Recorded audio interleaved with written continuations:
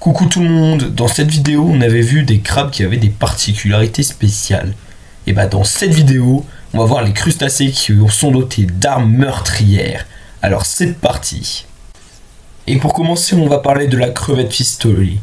Oui je sais, on en avait déjà parlé dans cette vidéo, mais on est obligé d'en parler. La frérotte fait 5 cm, mais sa pince surdimensionnée est capable de se faire un claquement si rapide qu'elle va créer une bulle d'air à 5000 degrés, on rappelle la température de l'extérieur du soleil, qui va faire une détonation à 194 décibels, ce qui en fait le deuxième animal le plus bruyant au monde. C'est à peu près le bruit d'un avion de chasse. Et qui va tout simplement pulvériser sa proie avec la puissance d'une balle d'arme à feu. Donc je suis désolé, mais pour un animal de 5 cm, elle mérite largement sa place ici.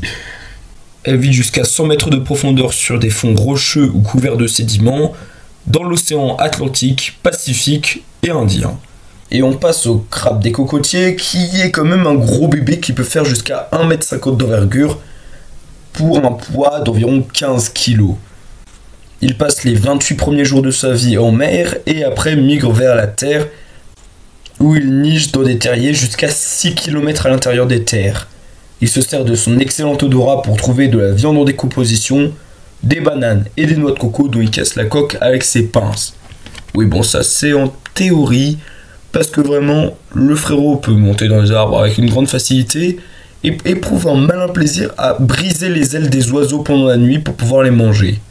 Parce que bah je sais pas, c'est sympa. Frérot t'as des noix de coco, pourquoi tu manges de la viande ? Bon, en vrai, c'est un comportement pas si rare que ça des végétariens qui mangent de la viande.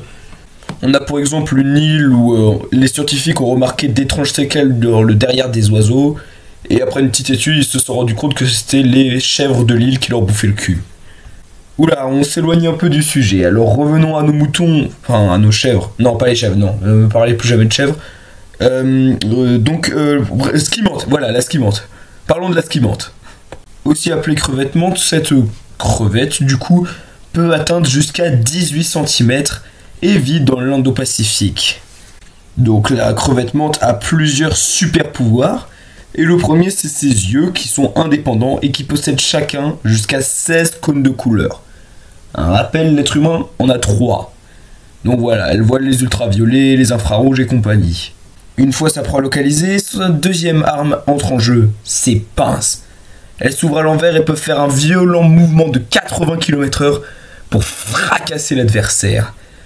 On parle là d'un impact comparable à la balle d'un calibre 22, suffisant pour vous briser les os, briser une carapace, briser votre amour-propre parce que vous venez de vous faire goumer par une putain de crevette de 18 cm.